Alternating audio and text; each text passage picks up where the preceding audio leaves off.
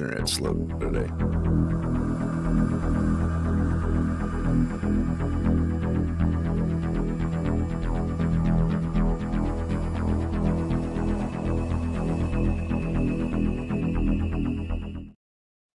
Hello, ladies and gentlemen. It's your favorite paranormal investigator. My name's Tim Sedano. This is Paranormal Insight, and that was my microphone blocking my shot there. Today on the show, I have the lady herself. Her name's Catherine. Oh, look at there. I've been calling you Kathy the whole time. This is Kathy Rogers coming up in here in a half a second, and we're gonna talk paranormal investigations. We're gonna talk ghost stories and other fun stuff, and I think it'll be really, really fantastic. We had a great conversation on her show last time we were together, so without further ado, here's Catherine Rogers. Welcome to the show. How are you? Well, thank you. It's so good to be here. Thank you for having me on the show. Not at all. I truly appreciate it. Thank you for being here. I love that name. Yeah. I love the soundboard on this thing. That's great. Right? So, Catherine, give us a little insight into your background. So, I started all of this, I want to say around 2007, approximately. So, I actually got into all of this a little bizarrely. It was a little unusual. I actually want to go back. It was beyond 2007. We can get into that a little bit, I guess, a little bit later. But I would probably say the early 2000s for sure. And we actually started off with having our own haunted environment, our own haunted house. And then and which we can talk about, but just from my background, then what happened is when my son was born, he was actually very intuitive, was able to see a lot of things. We had a lot of unusual experiences with him, even as a toddler. And that brought me into the world of paranormal investigation, which then, so I was actually a paranormal investigator for about 5 years, and we did, thousands of investigations and all of that. And we got to, experience a lot. But then I actually got into more doing readings and exploring my own psychic abilities and all of that. So yeah, that's kind of my background. So I've been doing readings for, I don't know, 15 years approximately. But okay. Yeah, I still consult, prepare for investigations. I usually work remotely. I don't really go to the locations because a lot of them are, somewhere else in the world. Right. Right. But I work intuitively with the investigators. Or I'll go, I guess, remotely to the location and kind of take a look around, and I write down what it is that I'm picking up in regards to the location itself, and then the investigators can take a look into that and we compare notes later. Oh, fantastic. That sounds very similar to what the psychic on our team does on Scary. Looks up if you want to need help. But she does the exact same thing. If it's somewhere else in the country and even in the world, she'll do so remotely. So that's a phenomenal. I work all over the world. I work internationally everywhere. Yeah. Yeah. Remarkable gift. So did you actually do investigations then, or do you just assist on investigations? No. So I actually started off as a paranormal investigator for, quite a few years, like 3-4 years. And then during the process of investigating, there was a lot of times, because what we used to do, especially if psychically we would pick up anything, I used to write down it, but I used to write down, basically all my observations, right? And the observations were really matching with what the homeowners had been experiencing, or with maybe perhaps I was picking up family members, or perhaps, it was other details that hadn't been brought up during the investigation. but the actual Sure. investigations themselves, I absolutely did do those as well. We actually, so I'm in Edmonton, Alberta, and our team at the time was called Paranormal or Edmonton Paranormal. Um, and we actually had a really good reputation here in Edmonton. The only reason that we actually don't, investigate anymore is it's very time consuming, as we all know. Yeah. But we also discovered that Yep. there was, the thing is that I wouldn't say a lot of teams. There was a few teams here in Edmonton that weren't probably of the strong ethics that we demanded within our team. Right. And a lot of times what would Right. happen is these teams would go to locations, stir up a bunch of crap, charge money for their investigations, and then we had to go clean it up for free. Sure. So we got a little tired of it. And Yeah. also too, is like when you're getting phone calls at like 2-3 in the morning, of people like losing their minds, you just it can be a little exhausting, right? So we did actually Yes. join with TAPS. So we were a part of Oh, TAPS. okay. We got You were a asked to TAPS work team. with TAPS. Sorry, what's that? I say you were part of the TAPS team. That's great. Yeah, we were, yeah. And that was quite enjoyable. And then yeah. So that's pretty much it in regards to that. Yeah. Gotcha.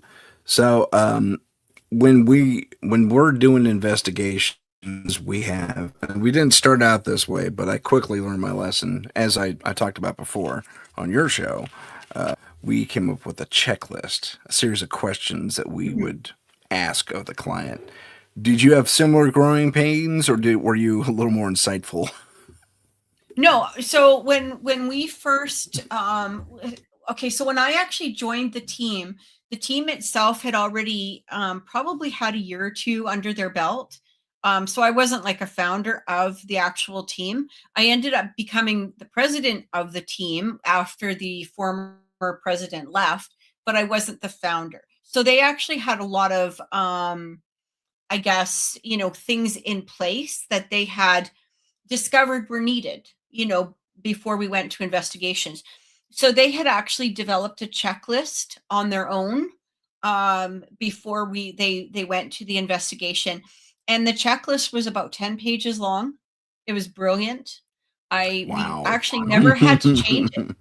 Yeah, even the time that I was there, it wasn't one of those things that we had to really adjust or change because of the way that the former creator of the team, the former founder of the team, had put it together. He actually did a really good job, or they had put it together really well. So it was a very detailed checklist that, it basically included medications, medical, any how many TV shows that these people were watching, or That's maybe incredible. working with occult, paraphernalia, that sort Yeah. of thing, right? So it was a very detailed checklist.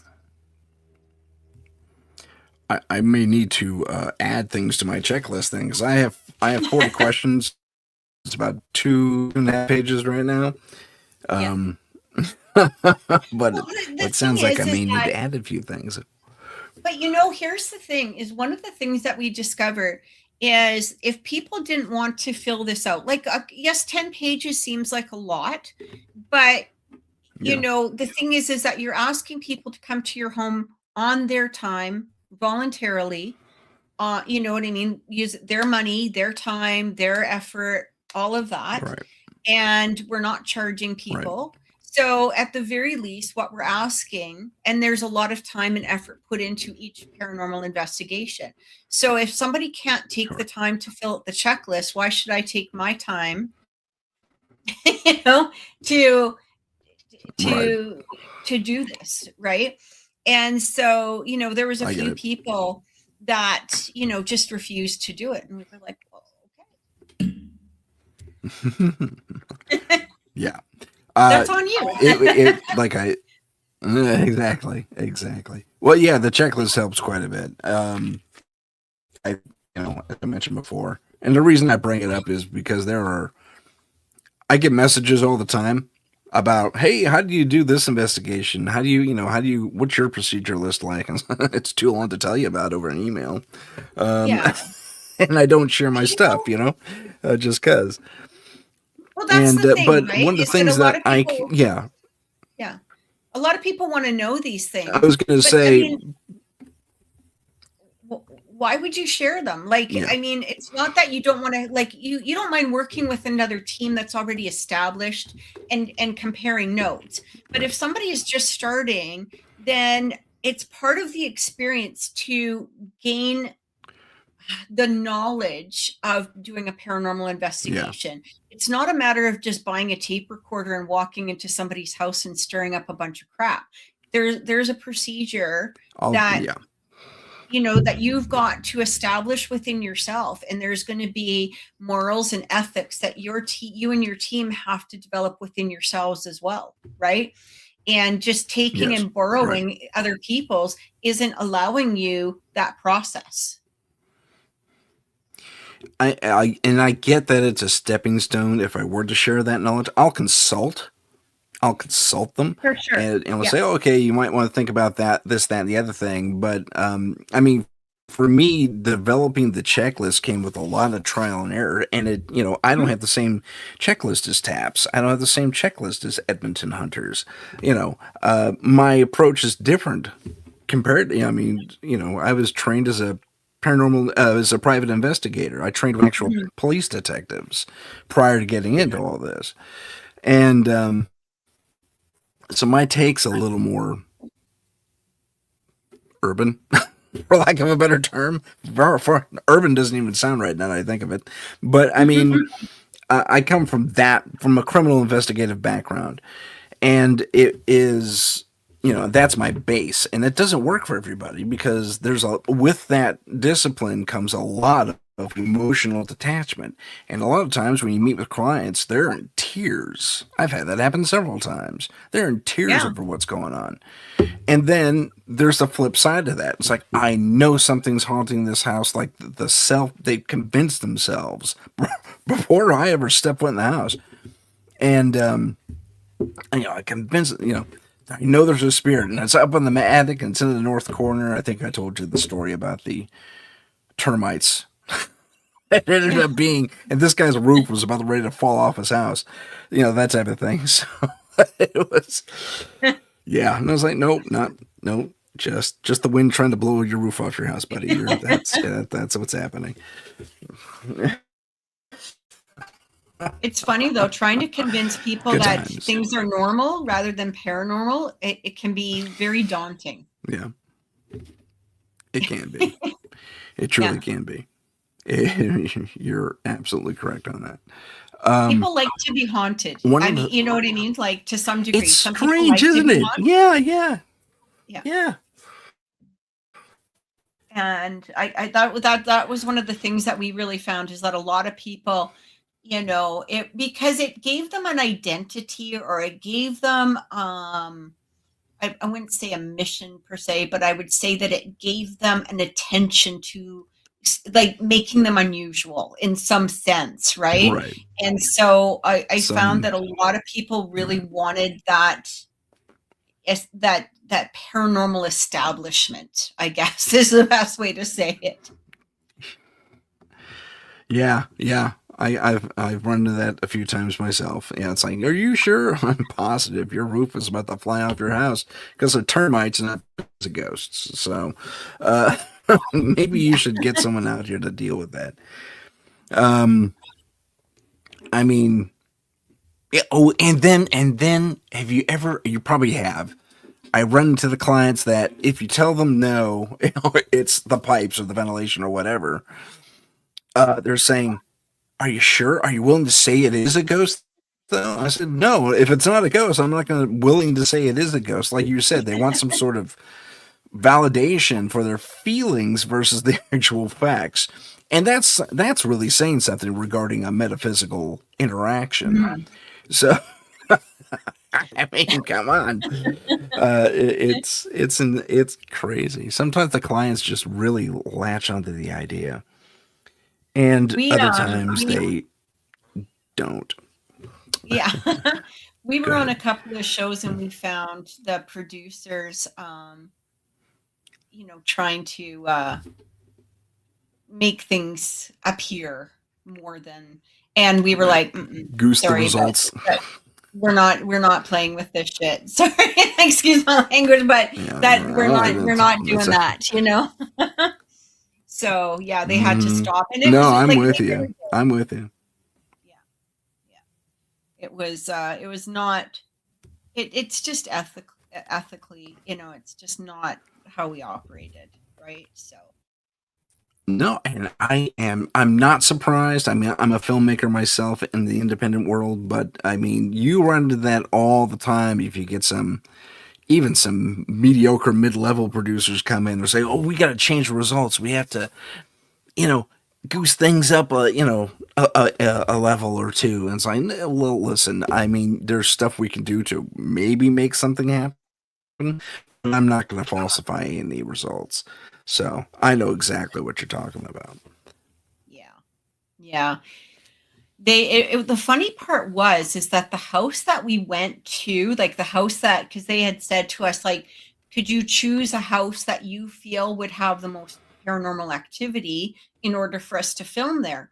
And we actually chose a house, funny enough, that every time we had gone there was wild with activity, except for this night. And it just went, nope. except We're like, nope, we are not except when playing all the this game. cameras showed up. Yeah, yeah, it was like That's kind of and funny. so, we were like, "Okay, well, I guess they're sleeping." I don't know. Yeah, I guess so. You came out the wrong night.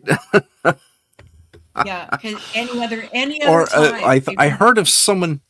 Right, exactly. Yeah, I've heard of another team where they, gosh, what was it? It was something really specific. It was like a loop haunting, um, or a recursive kind of a Oh, loop, like okay, yeah, like a loop haunting, and yeah. it happened every. It was like weekly. It was strange. It happened every Saturday at like 3 a.m. But for whatever reason, the taping crew, couldn't make that happen. They had to cut out by Saturday midnight. So they said, "Well, let's just try and recreate it." And I said, "No, no, no, no, no, can't do that. Can't do Yeah. that." But then the team was like, they were having a conversation, team leader and the producer, and they said, "Listen, we'll do that only if you say this is a recreation." And they didn't say it when they played it on air. They played it off as the real deal. Oh, Oh, dirty pool. no. Dirty pool. Horrible. Yeah. And it crippled the reputation a little bit too, because people found out. Well, they were also very honest with their online community. They said, listen, this is not what happened. And this was supposed to be a demonstration of what people have experienced, not taken as an actual experience. So it was Yeah. hmm, Sneaky little just people, hey? horrible. So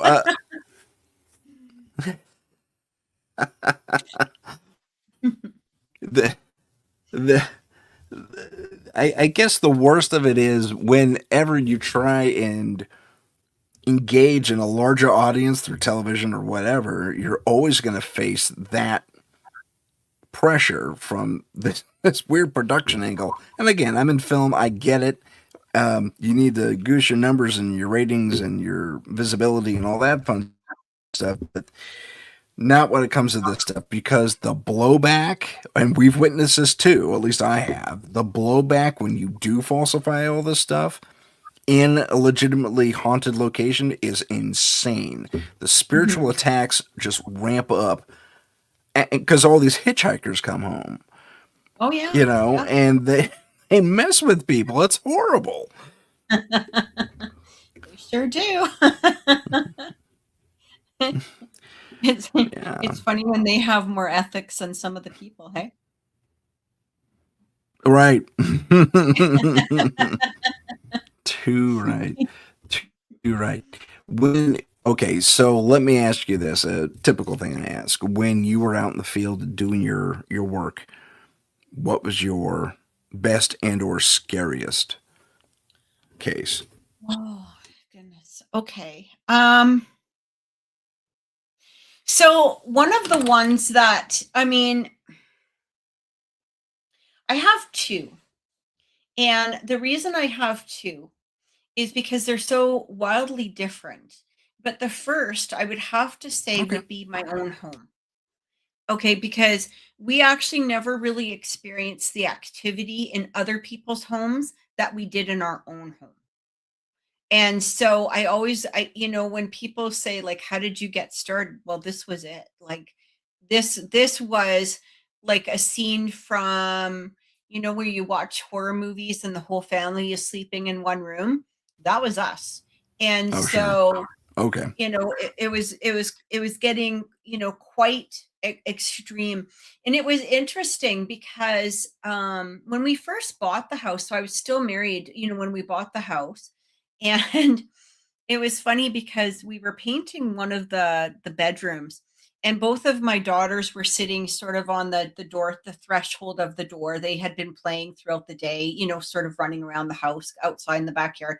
And we were just finishing up on this one room, kind of getting the last wall or whatever. But we had like a one of those old jute boxes, like those old music or whatever, like what do you boom box, kind of playing in one of the bedrooms. And I get you. yeah, and so while we were finishing up, I noticed that the music wasn't playing anymore. I didn't really pay like I did, how you notice it, but you're not like really like it's not a big deal. Like you're not, oh my gosh, gotta go turn on. It wasn't like that. Like I noticed that it had Right. shut off, or I noticed that it wasn't on or whatever. Um and so anyway, I went in. I like to have it because we had two houses. So we were working on one house and then we would go back to our other house, right? And so we were cleaning everything up. And like I said, the girls were sort of sitting, on the threshold there. And I started unplugging whatever we had plugged in, like the coffee maker. And I went to go unplug the boom box. And I walked into the bedroom and it was unplugged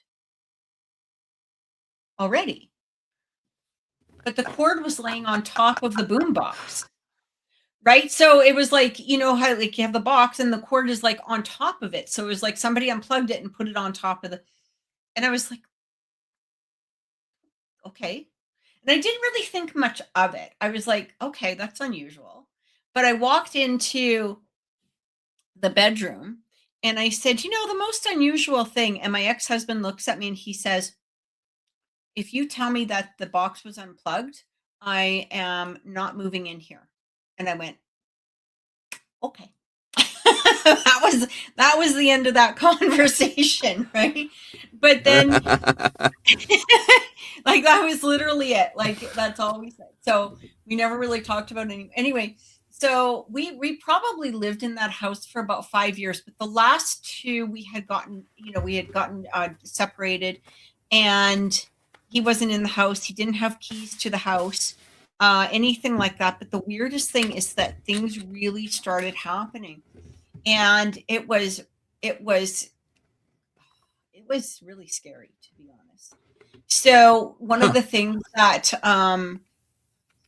would one of the things that started, so my girl, so this is basically how everything kind of came together, is my oldest daughter at the time was about 12, and my youngest daughter was about 5 or 6, so 11 and 12, Okay. 5 or 6, somewhere in there. And Sure. my oldest one had a friend spend the night. And so in the process, so I would hear them as they were playing. It was like a bungalow. So it was an older bungalow house. It was probably built in 19, let's say 64, I think it was. And I heard the girls, and they like, I would hear them do something, and then all of a sudden you would hear them running down the hallway, and they would laugh, and then they ran back down the hallway, and they would scream, and then they ran away again. I was like, what the hell are you guys doing? Like, I'm trying to watch TV here. Like, what are you doing? You know, and you're waking up your sister at the same time because she's little and she had Right. already gone to bed. And they said, Mom, you've got to see this. This is so freaky. Like, you're going to freak out when you see this. And I said, okay, what? Well, they had taken she had taken her sister's Barbie dolls. And because my youngest one had this big, like, Tupperware bin of Barbie dolls, right? And so they would take a Okay. Barbie doll and they would put it at the end of the hallway. So against, let's say, the door or something at the end of the hallway. And then they ran away. And then she said, like, when you go back, you'll see that the Barbie doll has moved. I'm like, what? And she's like, Mom, you seriously, you got to watch this. So sure as shit, they put a Barbie doll at the end of the hallway. And then we all went into the living room and we went back. And the Barbie doll was probably about a foot away from the door that they had put it. Oh, Yeah. And I was okay. like, okay, something is like, what? So, like, is the floor slanted? Like, what's going on here? Like, what's happening? So then I was like, okay, I really don't know what to think about this. Like, you're not exactly, like, your brain's not processing all of this at this point. And so I went into the Sure. washroom, had to use the bathroom, and I had left the door open just probably about that much. And so I'm going to try to, the walls here, and there's a small hallway, and then the door's here, and it was open about half an inch or so. And you got to remember, this is an older house, so you can hear footsteps. Like, if you know what I mean, like, it's one of those houses, like, if somebody's Yeah. walking down the hallway, you hear it. You're not going to miss it. Nobody can Sure. tiptoe in this house. You're not getting away with anything in this home, right?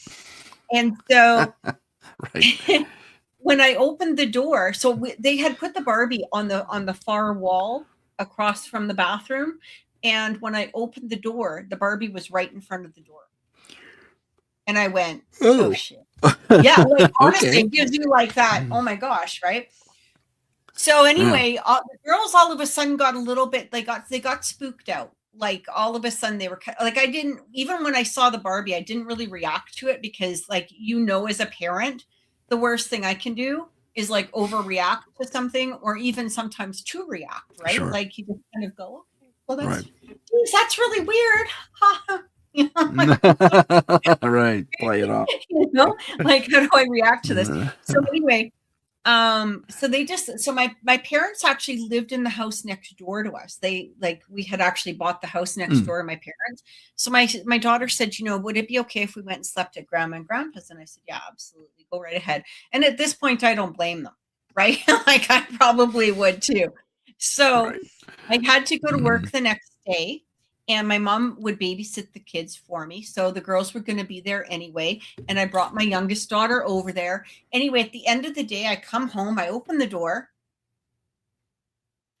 Tim, I swear to God, I've never been so scared, probably in my entire life at that moment. Um, there was Barbie dolls from one end of the house to the next. And like I said, my daughter had this huge, um, Tupperware bin, and I'm talking like one of those great big, massive tubs of Barbie dolls, right? And there was Barbie gotcha. dolls everywhere. So there was Barbie dolls in the corners. There was Barbie dolls between the taps in the kitchen, like, in the bathroom, I should say, in between on the sink. They were on the ceiling fan. There was on the refrigerator. There was just Barbie doll everywhere. And so I Oh my phoned my God. mom, right? I phoned my Mhm. mom and I said, Tell Michelle and her friend to get over here right now and clean up this freaking mess." Like, I was mad, right? Because I Right. thought that they were trying to freak me Sure. out. And my mom says, "Kathy, they hadn't been there all day. In fact, I can't get them to, like, go into another room on their own. They're driving me crazy." She's like, "They've been beside me every moment since last night. Like, whatever Oh, happened, oh, no. they're terrified." And so I said, Okay. "So nobody's been in the house?" And they're like she's like, "No, like, they haven't left my site at all except to use the Mm, bathroom." And I'm like, "Oh my god." And she goes, "I'll send them right. home because I could use a break." But yeah, they haven't been over there. So they walk in and you can see on my daughter's face that she was terrified. Just the look on her face as soon as she walked in Wow. and saw these Barbie dolls, that was it. She was terrified. And so it was one of those things where you're going, "Oh my gosh, what is it that we're dealing with now?" And so the things just started increasing from there. I remember at one point I was Oh, making really? supper and my youngest one, like I said, she was about 5, maybe going on to 6 at that time. She was in the bedroom, in her room, and all of a sudden she comes running out and she's pure white and she's shaking and she's like, "There's a little girl in my room. She's jumping on my bed." And she's just like, she's shaking. Like, but the thing is, she's pure white. Like, know that she's not, you know what I mean? Like the Yeah, eyes are I big. do. She's just losing her mind. And so things just kept Oh, increasing like man. that. So basically one day we were in the bathroom. I was in the bathroom and I was getting ready for work. And we very rarely went anywhere within the house on our own for the most part. Like if I was watching TV, the girls would probably fall asleep in the living room with me. And then I would take them, Oh, to my room after, or, sure. like just we were terrified of kind of being alone in the house. And a lot of times my Yeah. oldest would probably go to my mom's house a lot of times as well. But anyway, I Mm. remember we were in the bathroom and she was on the floor playing and I was getting ready for work and we could hear this shuffling in the living room and I thought right away it was my dog, which is a whole nother story. But I thought right away it was our dog. you know? And we walked in there into the living room and this is the time of the VCR tapes.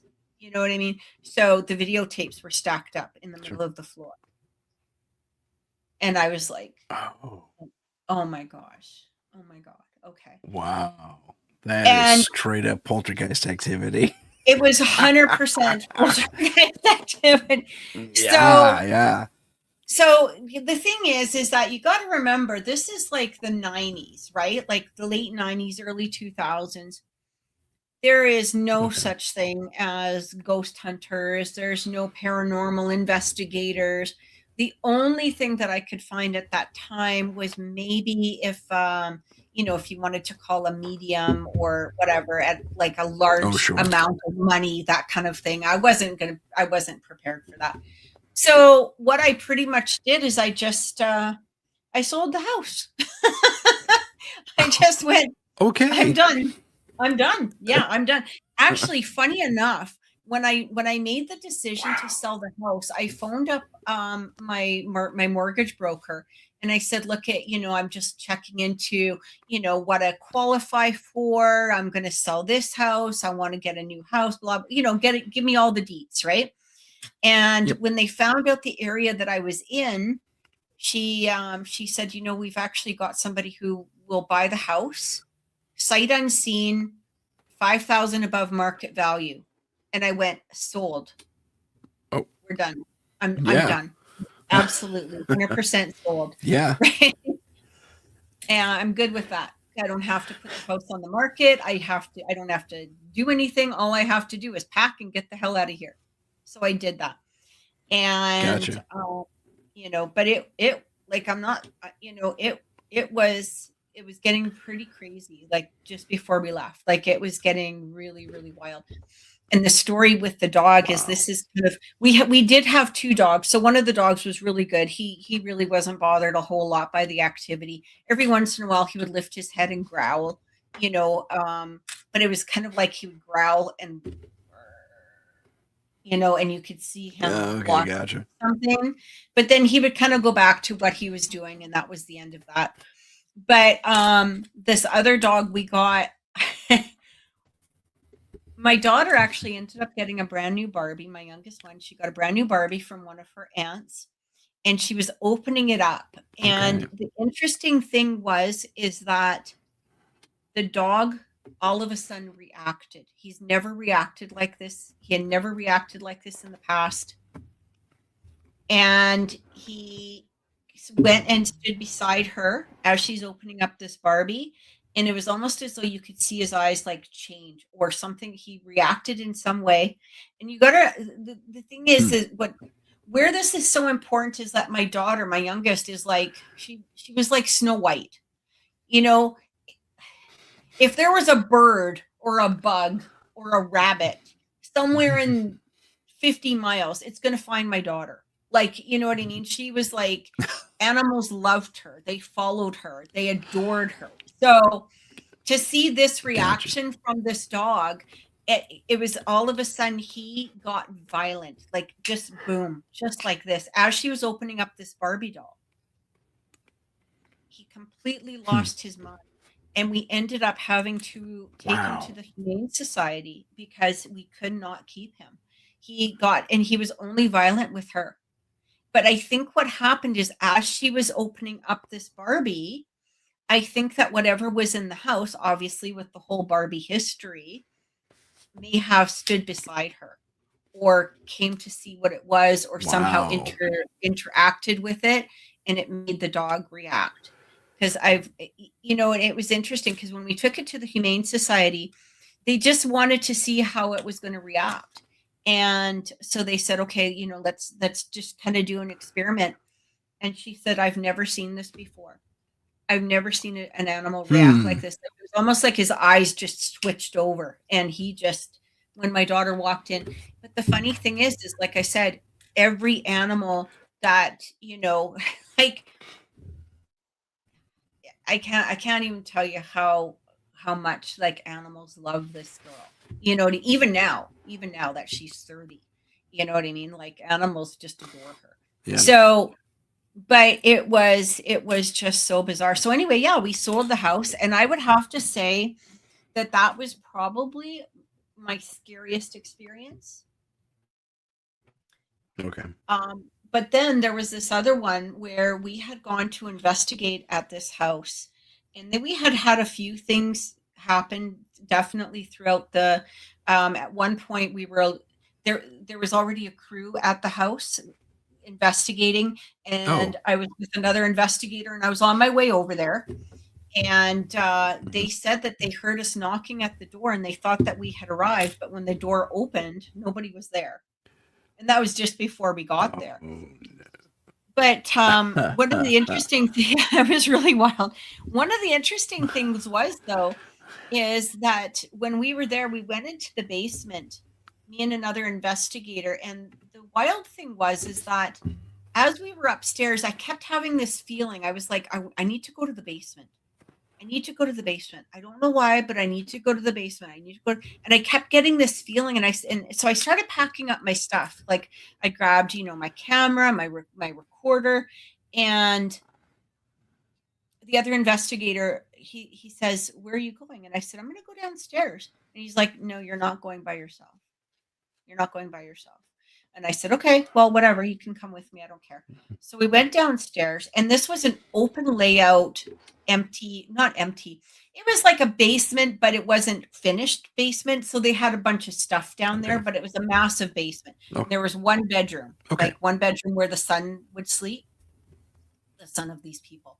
And so we were sitting in the middle of this big empty basement, and we could see the light from upstairs, when you come down the stairs and you flip the light on, and then we could see all the people coming down, like our other investigators. There was like 3 or 4 of them, and they were standing there talking about where are they? Where would they have gone? And we're like, hello, hello, we're right here. No reaction from them. In fact, they went right back upstairs. And you could hear them say, well, maybe they went outside. And we're like, like we're right here. We are right here. So then we said, whatever. We went into that bedroom, the son's room, and I was Yeah. sitting on the bed, and he was on the floor, and all of a sudden the door opened, but then it closed again, and there was no one there. And we were Huh. And of course, we're like, "Did you catch?" But the funny thing is that the damn tape, of course, and the tape recorder just finished. Like, Of so course. we were about to go upstairs, of course, right? We were about to go upstairs to Right. change it out anyhow. So we were pretty much like, so anyway, apparently, as we got upstairs, well, when we got upstairs, everybody was just pissed. Like, they were mad. Like, where the hell were you? And they thought that we were hiding, or I don't know what they thought that what was happening. You know? And we're trying to Okay. explain to them we were literally in the basement. Like, here's the tape. Watch, you can, like, we were right there. You can see us calling you, right? And then Hmm. apparently, with that door That's opening, was insane. one of the investigators looking for us. And she said that she opened the door, she looked in the bedroom, she couldn't see anyone. So she just closed the door and Oh, went back upstairs. So it's how bizarre is that? So when we talk about it really didn't hit me until later, because this sounds very benign right now. But the thing is that when you think yeah. about it, what if I had gone down by myself, right? Okay. Yeah. I would have been literally alone down there. And what if people couldn't find me? You know what I mean? So that's where I Hmm. started being like, oh my gosh, like I kind of started getting the shakes a little bit, because you realize this could have been a really serious incident. Yeah. Well, that's crazy. That sounds like you went into an alternate dimension almost, like an alternate reality. Where Yeah. they weren't there, and you still saw like, but there was some interaction. Yeah. Oh my And we couldn't gosh, you see may them. have just answered a bunch of questions. I mean, Yeah, it was so weird. But the thing is that one of the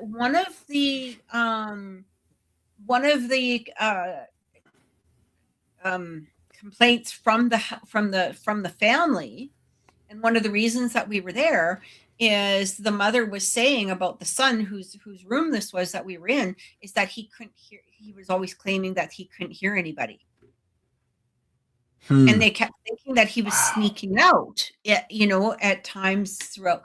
And so when we explained this, they were like, you know, because this kid was Yeah. like swearing up and down, I did not leave. I was not sneaking out. I was right there. I was right here. I can't see you. I can't hear you. And so we were actually able to Wow. validate that for them. That's incredible. That is incredible. Yeah. It's like I said, a big hello to Sherry and Scouse for joining us in the chat. Sherry, I don't know if you got my message from before, but I said hi. Um, one of the one of the things that strikes me again is the whole alternate dimension thing. It's like Yeah. you may have just single-handedly answered a bunch of ghost issues. It's like people see the door opening and closing. In the reality you slipped into, you didn't see anyone, but on the other side of things, they were actually there. So that could be ghost activity where the veil's super thin. And for lack of a better term, for lack of a better explanation, either, I think you may have perhaps proven beyond a shadow of a doubt, with very few exceptions, the existence of parallel dimensions and realities. Absolutely. Because that's in physics, that's how it's described. Yeah. It's like, yeah, you can interact with the same thing, but if you're at the precipice of those two interacting realities, you may be able to physically touch something and move it, but the other side won't perceive you as an individual. Yeah. Isn't that great? I know. I It, mean, like, honestly, it was so wild, and absolutely terrifying at the same time, because at first you're thinking like, what yeah, the heck? what's wrong with these people? Like, we're right here. We're right here. Yeah, How I can mean, you you're not? flagging them down, and you got it on tape. So, oh my gosh, I Yeah. wish you had those And they videos. were That would be they great. were so pissed at us. Like they were so upset. And one of them, the Yeah. funny part was is that the guy that I was with, his wife, was upstairs. So of course she's like, "Well, where the hell's my husband and this woman?" Right? So they're This like strange right woman that away. just walked in the door. Right. Well, I mean, we were on the same team, but I mean, it was, you know what I mean? It was kind of like, Yeah, you I get can't it. help but I assume that, get it. there's something because we just disappeared. We were just gone. Like, That's yeah, yeah. incredible. So I would That's have to just say absolutely those incredible. two. Yeah. And it's funny because like even though you remember other investigations, I would have to say that was probably the one that's always foremost on my mind for sure. I don't blame you. That's a remarkable experience. I mean, that's fantastic. Yeah. I am blown away by that. Just blown away. Oh my Yeah. goodness, that is fantastic. Yeah, if that were my story, I keep that one queued up all the time too. Yeah. Yeah. Oh It's one of those man. experiences that you wouldn't really want to experience again. Like it was like, I don't want to try to Oh, recreate this interesting. ever again. I was gonna say, have you ever gone back? But I guess not. We actually did go back. We actually did go back. The second time we went back, though, it was almost like it was a different house. Like energetically, it was quiet. Wow. It was I silent. mean, It was like everything just sort of, you know, like it was a completely different environment. Like it was wild. Yeah, that we really had nothing, and it was was it active? Did you have more activity? none. None. The second time we went, there was literally no activity whatsoever. Yeah. Unbelievable. Yeah. I mean, I believe And you, you but gotta I kinda then mean, you gotta wow. think, well, maybe if it was another dimension, maybe it moved or shifted. They say it's kind of like the Northern Lights, so it'll waver, and the boundaries will change pretty, Yeah. within a given Well, the first night geography. So that like, the first time we went there, I'm sorry. it was very, very active, like, there was a lot of things that, going on, and like I said, the door, where they thought that we had showed up, or they thought that we were at the door, but nobody was there, and it was a fresh snowfall. Right. So, there was no Hmm. footprints, no evidence of somebody, anything like that, like, you would have been able to see the footprints and everything, but it was very clear. But then when we were sitting in the living room, so there was me and another investigator, and her and I were sitting there, and we were sort of all spread out throughout the home in different areas. And her and I were doing an investigation, and all of a sudden we heard bang, bang, bang, right on the wall, and it was loud, like Hmm. crazy loud, and both of us, scream a little bit, but You freak out. Man. yeah. Well, we definitely didn't expect that whatsoever, like, not as loud as it was. But it was a very, very active home that whole night, and then, yeah, the second time we went back, nothing. Not one damn thing. Now, had the client expressed that as well? That sometimes it's really active, and other times it's dead quiet. No, for them, it was well, I wouldn't say that it was always active. I don't know if they really noticed a lot of the activity except for the fact that they were really concerned about their son. Because of the fact Hmm. that he was experiencing these things in the basement. There had been other things that they had noticed in different areas, but I wouldn't say that it was like one of those home. It wasn't like the home that I was living in where it was like pretty much active like all the freaking time. This was a little bit different, right? It was like, Okay. somebody's keys might go missing once in a while, or you might have this experience once in a while. You might have that experience once in a while. So they were more, could you Hmm. please check this out while we're on vacation? Here's the keys. have at it. You know what I mean? Oh, So okay.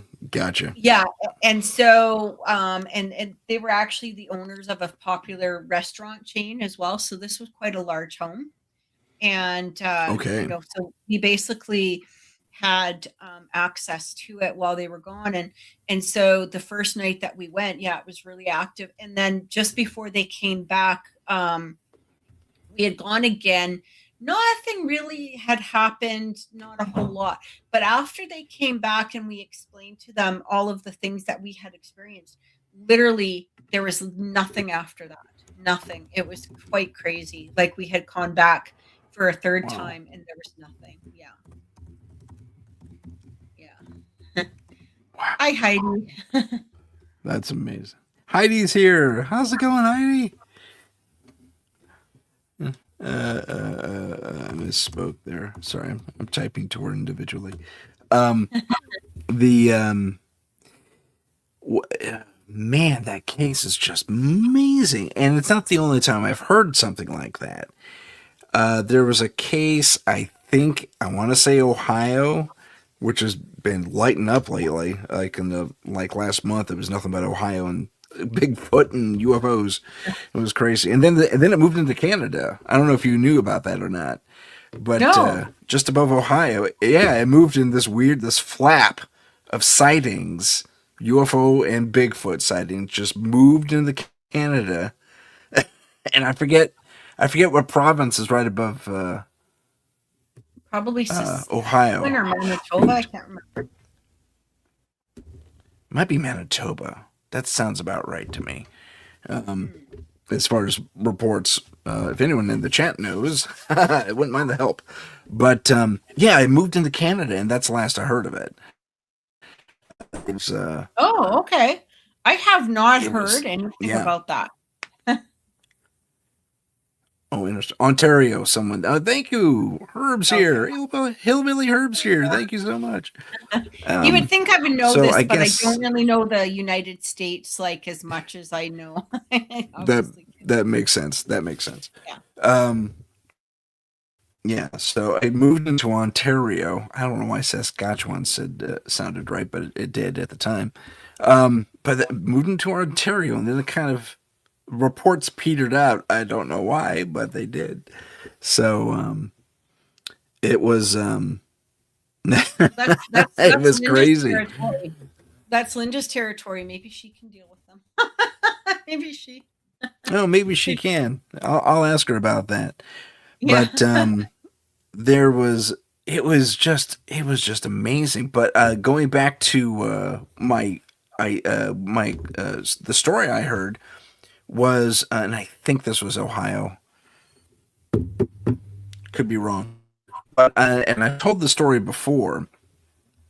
Yeah, migrating through the Great Lakes is what Hillbilly Herb said. Yep, totally. I That makes sense. There's a migration pattern here between here in California, around where the Patty film, Patterson Gimlin film was filmed originally back in the '60s. Okay. Between here, a little bit south of there, Ben Lomond, which is not too far from me, and then clear up into Vancouver. There's a Okay. huge migratory pattern that some researchers have been able to track. And Yeah. apparently Washington, somewhere in Washington State, is kind of the mating ground. It's really fascinating. They find a bunch of nests there and stuff like that. Really? I've actually heard that we've had Yeah. on our show we've had, Bigfoot hunters or Sasquatch, whatever. Um and Yeah. that seems to be a very active region, especially in through around Vancouver. And but yeah, definitely around like Washington State, Seattle, just outside of Seattle, a lot of like forest Mhm. areas, that kind of thing. Going up into Yeah. BC, definitely. Yeah. Really interesting. Crazy stuff. Crazy stuff. And thank you for correcting me, BC. I mean, it does go through Vancouver, but or near there. But it's just amazing, just Mhm. amazing stuff. But going back to my original story, for those who missed it, we're talking about alternate dimensions that have been experienced, and I've told this story on the show before, so at the risk of repeating myself, I'm not sure of the year. I think it's the 50s or 60s, or maybe even a little bit later. Um, but a farmer's in the back 40. He's trimming. He's getting rid of the old growth. I think it's corn, and they don't know what happens specifically, but something got him off his tractor, and he didn't turn off his tractor.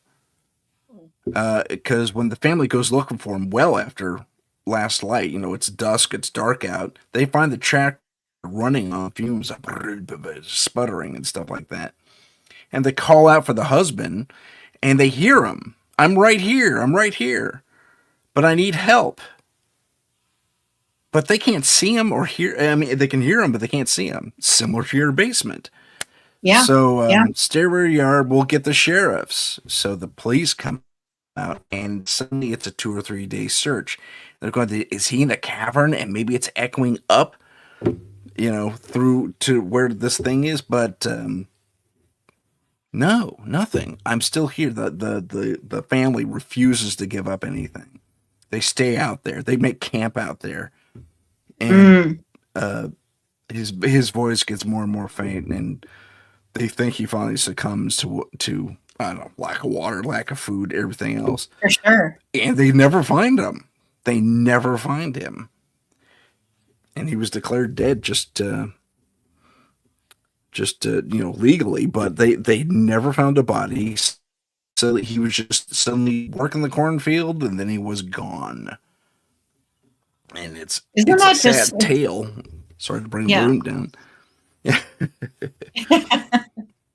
That's it, just it bizarre. you know Well, that's one of the reasons though, once I got home and you start rethinking about the night, and that's where yeah it really started hitting me. And I was like, holy shit, like something serious could have really happened. Like, when you're in it at that time, you're not really thinking anything too much about it. I mean, it's a unique experience. It's definitely different, kind of mind blowing, the whole bit.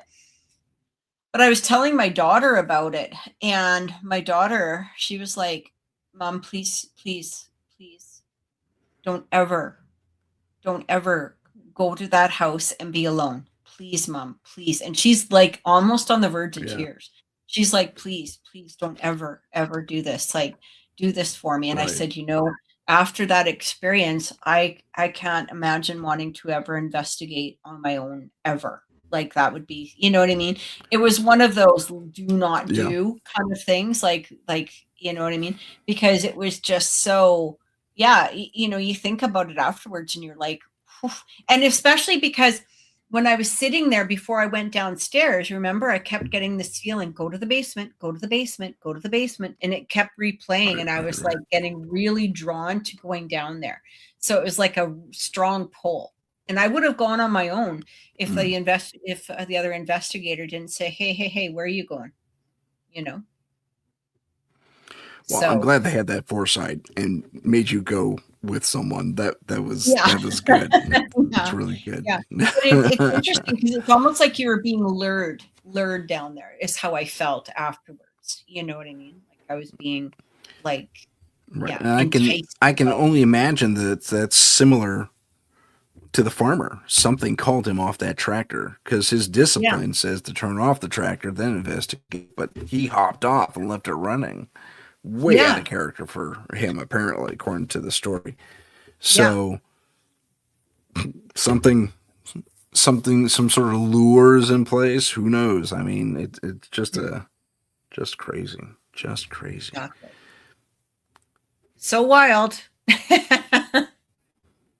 It's very wild. And on that wild note, we are going to take a bit of a break. It'll be a little unconventional, so let me mute you, Catherine. I'll mute myself, and then we'll do the whatchamacallit, station identification and a couple of commercials. Sure. Okay? All right, see you in a few.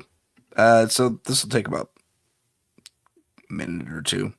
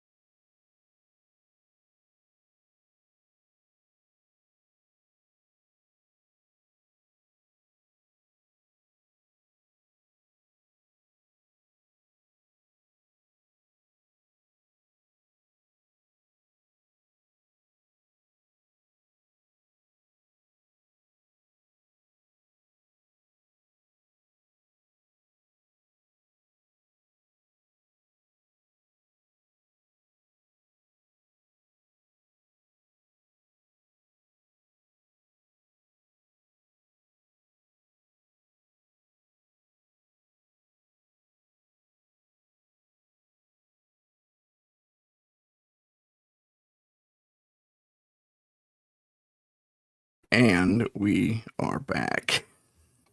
As soon as okay, there we go. Hold on. I promise I know how to work this stuff. Apparently, can you hear me okay out there? Can you hear me? Okay, good. Good.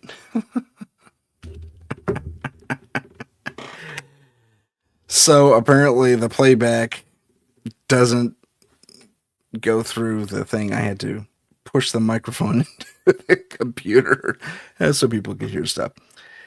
Good times. Love technology. I got to figure that out because, man, that is just freaking bonkers. Anyway,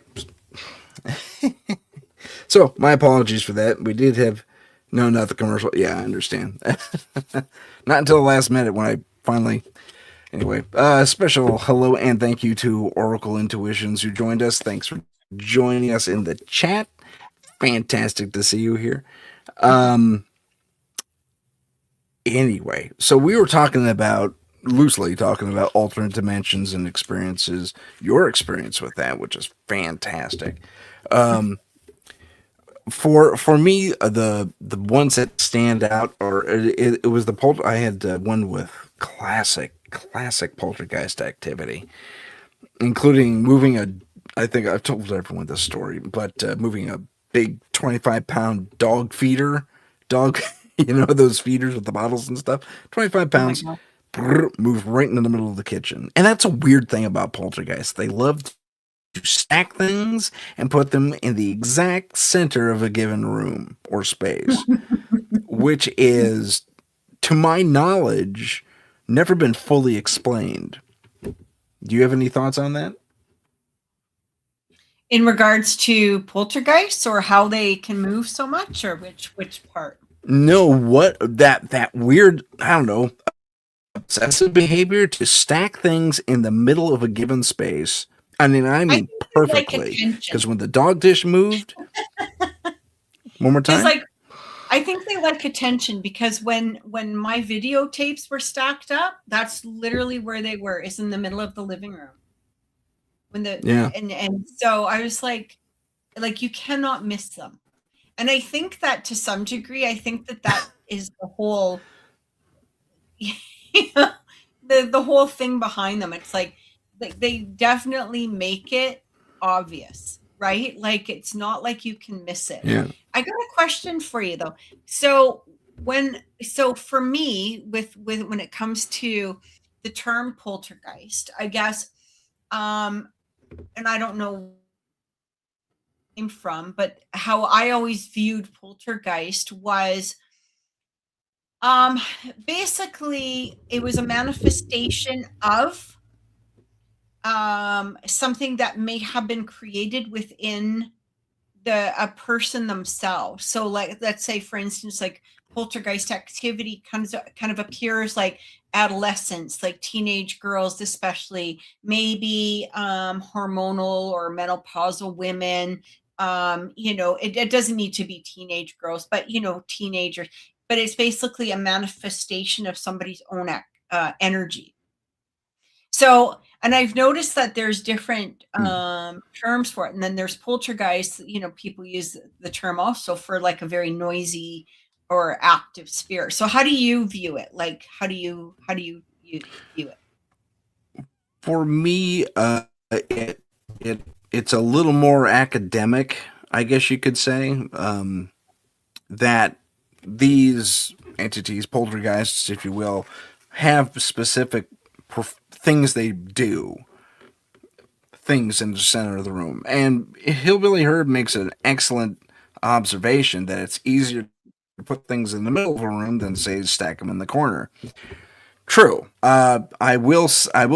Yeah, absolutely. That is very true. I will say this, however, when the dog dish moved, my partner at the time, Henry, in Scary, he super scientific guy. He said, "I want to measure something." Tim. It's like, "Oh, okay, yeah, go ahead."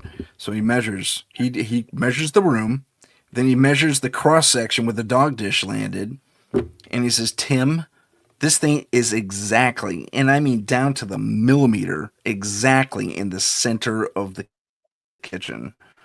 Really? And you can eyeball that, but to have him measure it out and say, I couldn't place this any better unless I had like laser levels telling me where this thing Yeah. goes. I was like, oh wow, okay, that's saying something. So it was, yeah, almost computer controlled. Hillbilly says, yeah, it's fascinating. It could be a Matrix thing if you want to go that direction.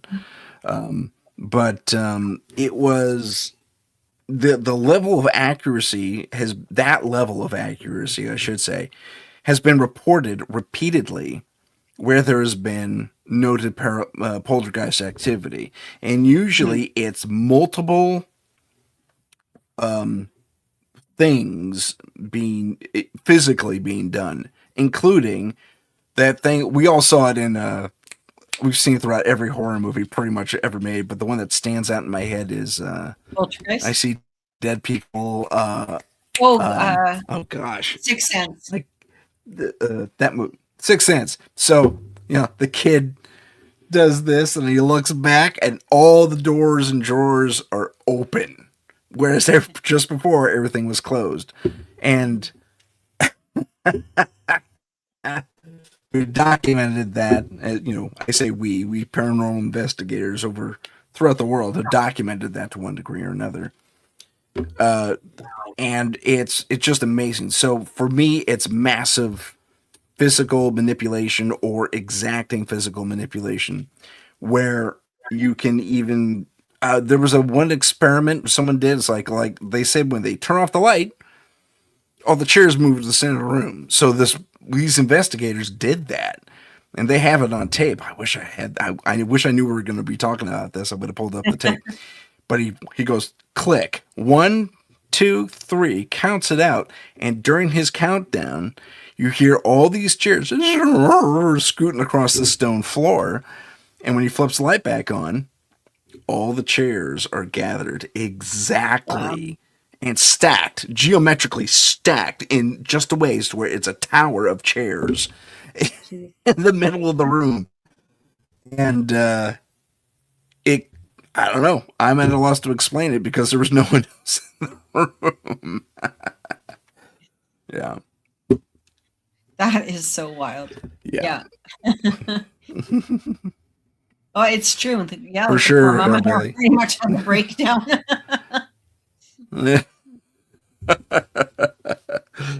Yeah, she did, and I don't necessarily blame her. But okay, so let me ask you something about your powers, kind of relating to that movie a little bit. Is do you see spirits? So when I first started, the I would say when I first really kind of opened up to seeing, so you got to understand is that when I was younger and growing up and as a teenager and even into my early 20s, I always could sense things like, but, but we also come from a generation, or I came from a generation where this was not a popular thing to talk about, or people would think that you were Yeah, right yeah, whacked in the head, so you had to be sure, very.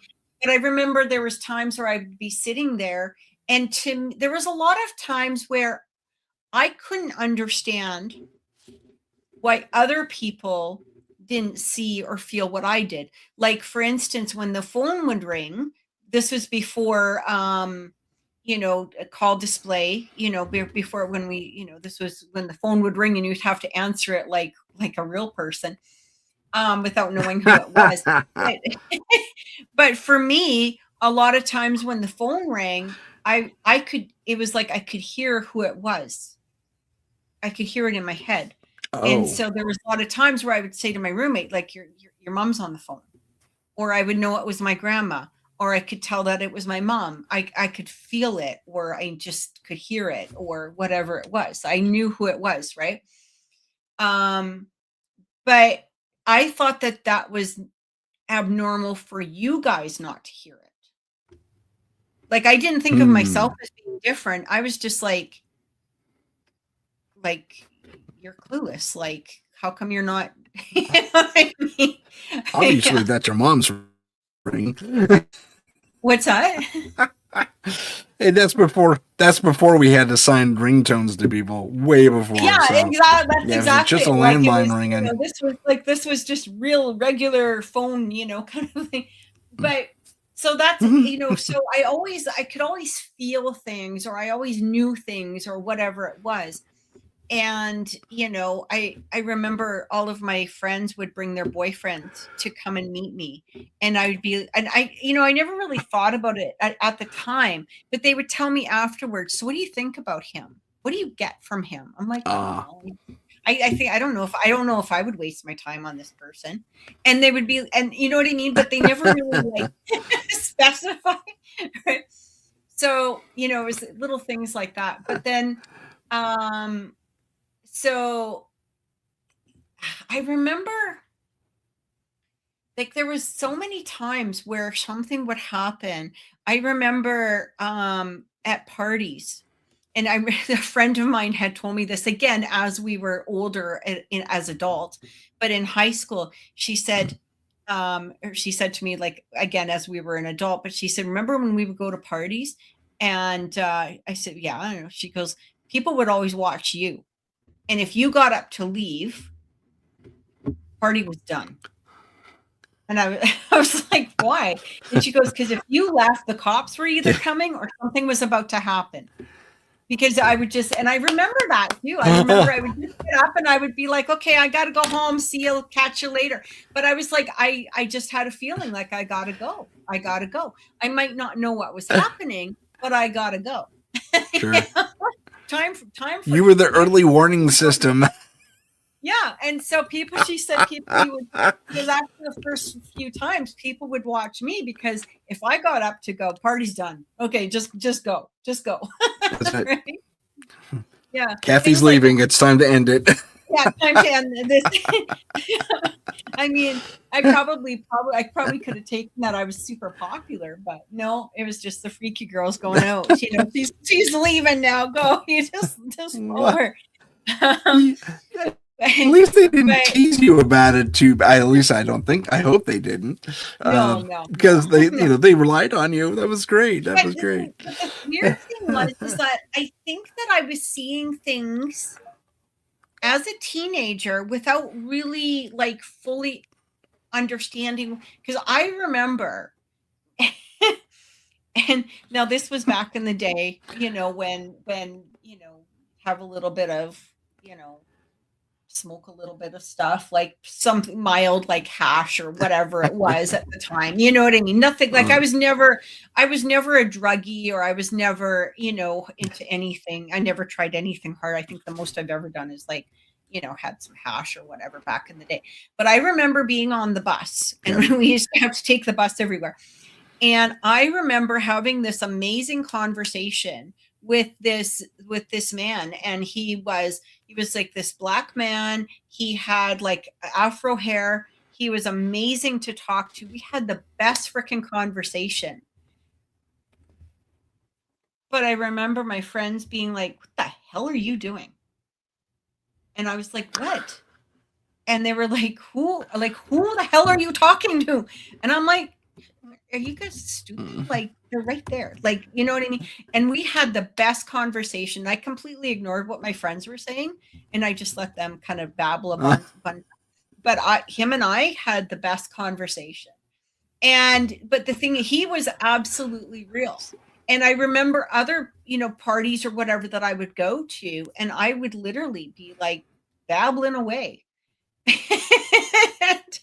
and having the best conversations. But it wasn't until later on that I realized, like, yeah, maybe I was actually having conversations, but nobody else could see who I was talking to, because I was never that oh, high, or I was never that drunk, or I was never, you know what I mean? right. Like, Now, I thought I was.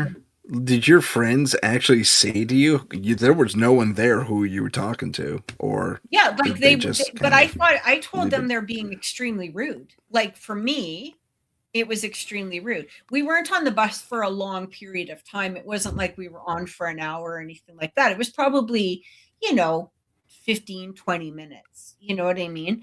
And it was just a really good Okay. conversation. And we were just babbling about something pretty, mild or whatever. But for me, it was a great conversation, right? Talking to this guy. Same as it with at parties. Like I would be like babbling away. And I think they probably just thought I was drunk, but I really wasn't because I was never really into like alcohol or drugs or anything like that. Like I said, a little bit of Mm. whatever it was back in the day, hash or whatever, maybe a couple of drinks, but it was never extreme. You know what I mean? So, yeah. And Mhm. it's actually funny now because I haven't like I love my brain. and so it's funny because people will say like, do you want to have a drink or do you want to go for drinks or something like that? And it's like, no, why would I want to do that? Like once you discover Yeah. you have these abilities and you love your brain or you love the fact that you have these abilities, right? It's like you don't need to. Yeah. You know? Like I don't need to drink because I'm high on myself. Like I know that I don't High mean that on in a life. narcissistic way, but you know what I'm saying. Like you know, Yeah, I get I you. have a great time. High on life. High on life. Yeah. Yeah. Catherine Oh is the my. party. Yeah. But but as far as like when I see now the other thing is that as I became a mom, right? And you Yeah. don't I have 3 kids, and I was fairly young, when my first child was born. I was 24. And I was a single parent. So Mm. you don't have a lot of time for the paranormal or anything like that. You're busy. You know what I mean? And Yeah. and so um the paranormal or supernatural or whatever. I mean, you've got senses, but you're not sitting there focused in on all of that, right? You don't have time for that. Um,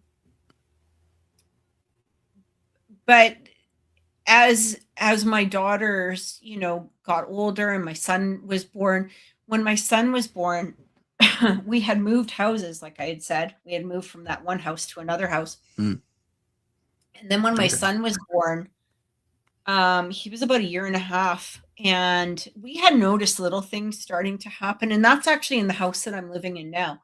Um, but we had noticed Mm. little things happening, and then when he was about a year and a half,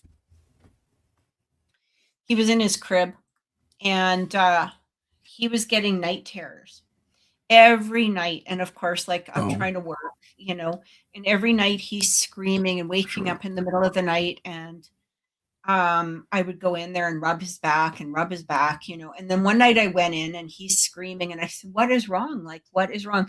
The man, and he's pointing in the corner, the Oh. man. And I was like, oh my God.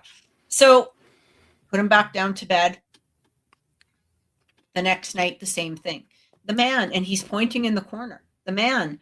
So I turned to the Mm. corner and I said, get the F out of my son's room right now. I've, you Right. know what I mean?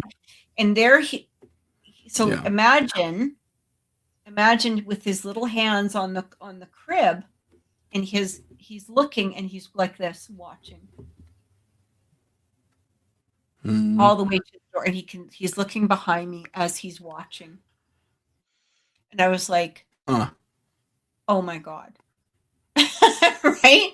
And so it was Right. almost like that in that instant, I knew that we needed to explore more of this because we had already dealt with the stuff at the old house.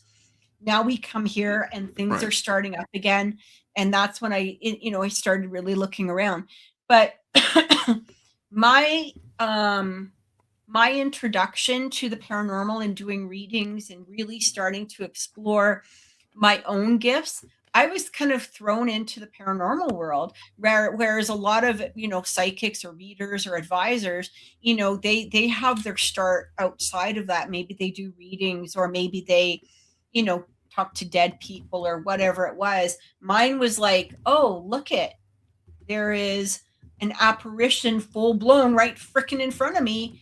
And I remember seeing Mm, like because as we know, the paranormal world or the supernatural world isn't just dead people. yeah, There's a whole world true, out there. true. There's a whole Hmm. world. And, and that's how I started, right?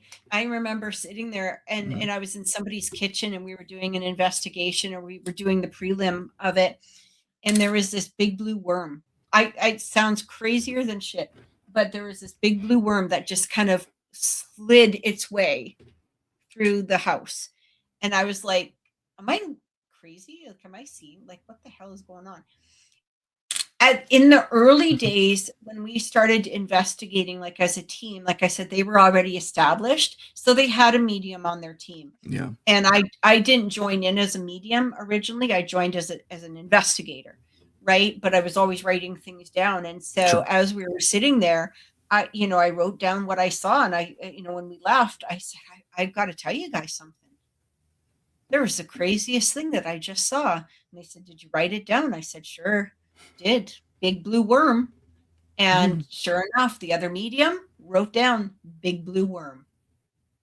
And so Interesting. we were see I don't know what it was. I don't know where it came from. It wasn't, you know what I mean? It was just, but it was the craziest thing. But Now, so those were things that how I started seeing it, right? But when you ask if I see them with my eyes, I did originally. And then because I was having trouble differentiating between reality and this, okay, is this a ghost or is this a person? Because sometimes I couldn't always okay. tell. And it was really interfering with my daily life. And I just said, no, enough.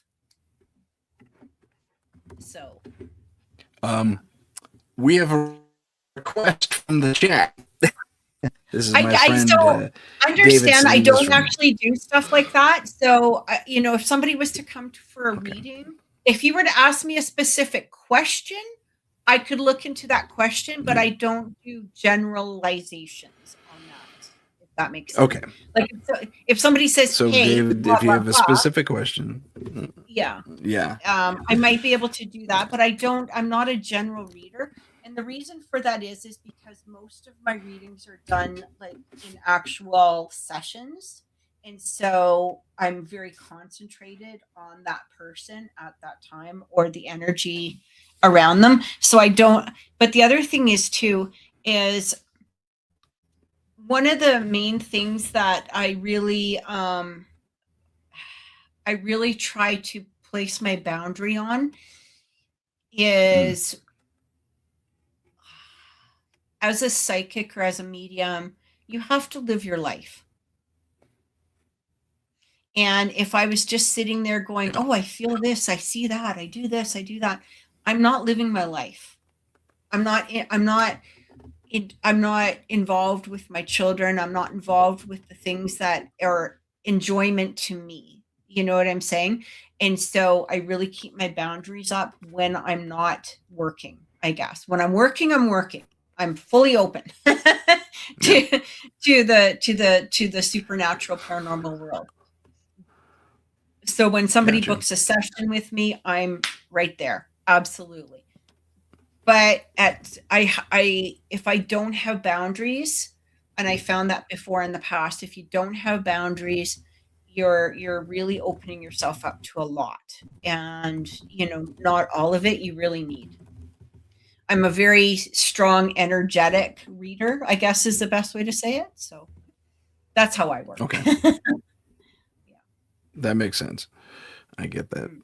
Um, there was, let's see, someone said something in the chat and it sparked a question, and I should have read it down, but I didn't. Um, yes.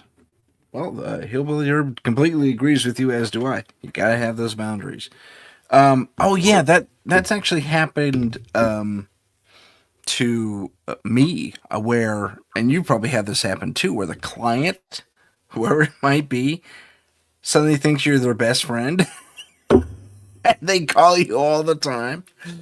You know, it's like, no, Yeah. that's, you know, a daily report isn't really helping your case or mine. Mhm. So, Yeah, and or it's and they really start getting hard. personal. Yeah, yeah. Especially like the thing is a lot of people don't understand, especially like for parents. It's like when you're doing readings themselves, obviously, it's my living, it's what I charge all of that. You know what I mean? So I'm very engaged Mm, at that time. When you're doing a paranormal investigation, people have to understand you're a volunteer. You're doing this on your free time, on your own time. You're putting in at the time when you're there with the clients, you are putting in your 100% while you're there. But at the end of the day, when you go home, you're at home. You have to have your boundaries. And if you don't have your boundaries, people yep. are going to take advantage of you, or the supernatural is going to take advantage of you. Right. And when Yes. and Yes. if you don't have those, it's like I said, it's like when I'm not working, I don't care what somebody's great fucking grandma is doing. I don't care. Like that's not my thing. I have gone for lunch with my Yeah. friends or people, and somebody will appear, like like a relative will show up, and I will more than happy share whatever information needs to come through at that time. You know what I mean? But they Hmm. also understand, like, to some degree, um, because when you're speaking with the dead, for the most part, they have a good understanding of boundaries. Like, you can say, okay, I tell me what message you need to pass on, or what is it that we're doing, or whatever.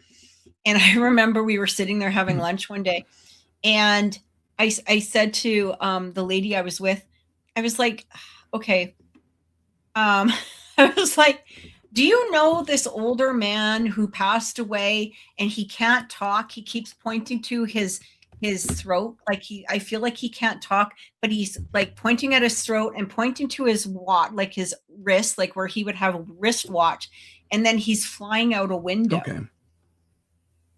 And she's like, I know exactly who that is. She goes, that's my grandfather. And he used to tell me not to, he used to tell me time passes too quickly all the time. But he also had throat cancer, so he couldn't speak. Oh. So I was like, okay, all right. So basically, Huh. there was no big message behind it, but basically, what he was telling her was something that she would recognize from himself, right? Like, she knew that it was him, and so Mm. that's all the message that she really needed from him was that something that he used to repeat to her all the time. Huh. Okay. I get that. Oops. Hmm. I mean, that makes sense. Um, tact. Oh, okay. Well, you asked for a specific question, and now I don't know if I should share it, but I will. Uh, David feels he may be under attack spiritually. Something like that is a little bit harder, more to look into. I'm not trying to not look into that, okay? but but you have to understand that a spiritual attack, something from like a spiritual attack, first of all, that's not something. I work from a place of light. So Yeah. I don't like to deal with negativity or negative.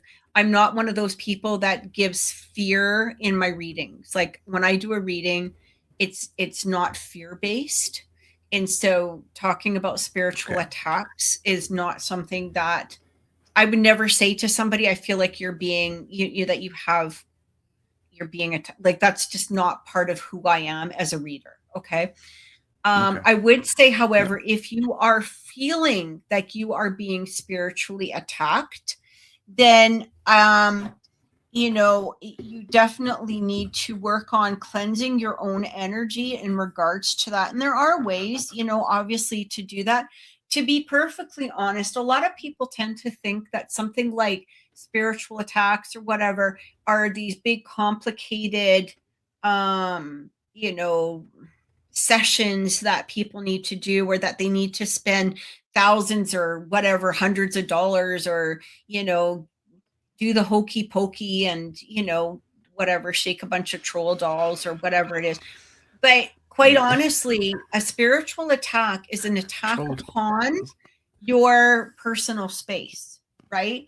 And so we Mm, can remove that, not me. I mean, we as humans, we can, generally remove that. First of all, we have to remember that everything has to do with energy. And it has to do with the energy that we're placing out into the universe. Okay. What we are asking or what we are giving out there is going to affect us. And so if we're coming from a place where we're like, well, I'm being attacked, I'm being attacked, I'm being attacked, guess what's going to happen? We're going to be attacked, right? Because we're open to it. If we say, I am strong within my energy, I am, my soul is strong, I am protected by God, I'm protected by my guides, I'm protected by my angels, then guess what? That's a place that we're yep. going to come through. So that's basically, it's creating our own energy. It's cleansing our own energy, and we don't need to come from that place. I Yeah. I know that I hear about people being, attacked and stuff like that. And quite honestly, I've had that, to some degree happen as well. And it's a horrible feeling, right? But at the same time, Yeah. once you recognize it, you can start to cleanse it. And that's the main thing that you do. And it's by staying Okay. strong within you as a person, within your faith, whatever your faith is. It doesn't need to be of any particular, you can have faith in a water bottle as long as you have faith in it, like it's your faith. You know what I mean? Have faith within yourself, right? But Right. Right. it's that's basically how you start to cleanse things out. So for sure. What does Hillbilly say? I've been whammied a few times. Have to go to the shower and picture a bubble.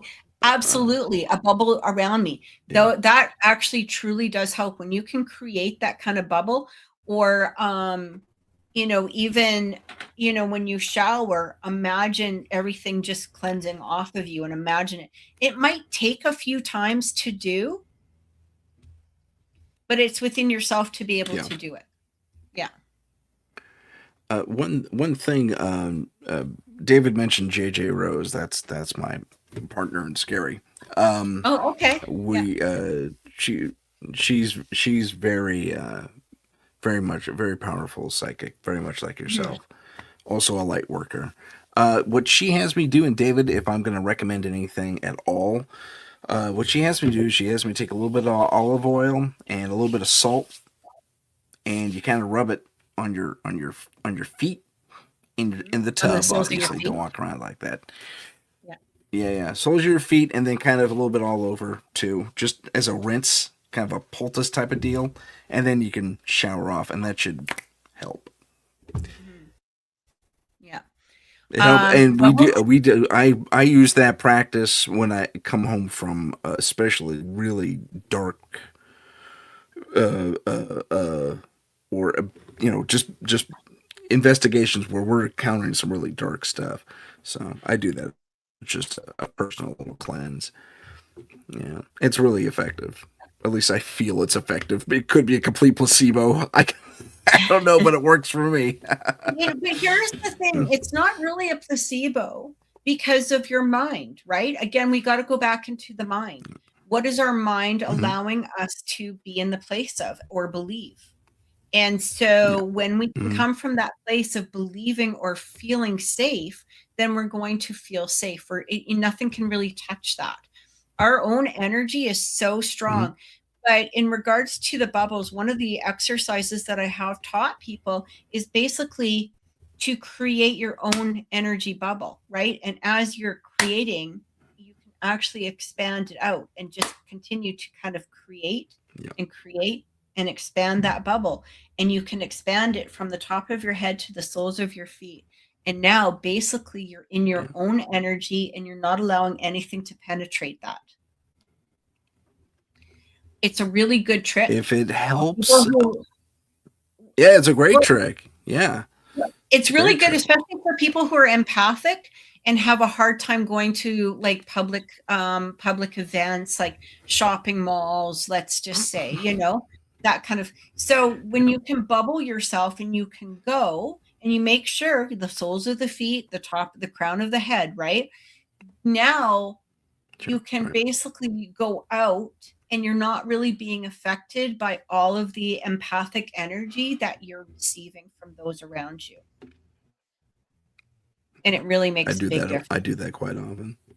Yeah. Yeah, it Yeah. does. It really does. The Yeah.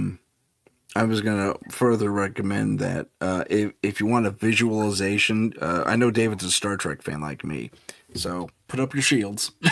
And actually, they actually discovered that the human individual actually has said bubble around them already. You just have to reinforce it. I mean, it's an energetic awareness, bubble of For awareness. sure. You probably heard Yeah. some people say, don't get in my personal bubble." That's basically Mhm. what they're talking about. Yeah. Hard Absolutely. pass on shopping malls. That's pretty funny. Bubble up for the grocery That's pretty store. funny. Yeah. Yeah, yeah, it's good stuff. Another really good trick though um, too is the mirror effect, right? And especially I like using the mirror when you're dealing with, let's say, difficult people. So let's say if you work in an office where there's somebody who is a difficult person, or maybe you got to yeah, deal with the in-laws and they're difficult. Imagine yourself surrounded by mirrors that you have access to see through, but basically what they're receiving is a mere reflection of themselves. And so when well, the they're mirrors making are facing you or outward. nasty, Yeah, it comes back, right? right, right. That Gotcha. can that can No, really that's help. a good technique as well. Mhm. Yeah. So So yeah, I definitely. hope we were able to help a little bit there, David. Someone said something about the concern they had earlier, and then they dropped off the face of the earth. So I hope Yeah, I that gets saw resolved. that. And Um, yeah. they needed some sort of guidance or something, but they're gone now. But at least they're not showing. I haven't received anything from them. But as we move forward, so okay, so yes, you see people that maybe aren't there to everyone else's perception, which is fantastic. One of my main fears when I decided to do this, and I confronted it, this is a paranormal investigation. It was the fear of actually seeing the bloody ghost, the with the knife sticking out of their head, kind of a deal. So I went to a group of psychics, all men. Interestingly, I found that super Really? fascinating. Usually it's women, but Yeah. all men. And it's like, okay, little man club. That's cool.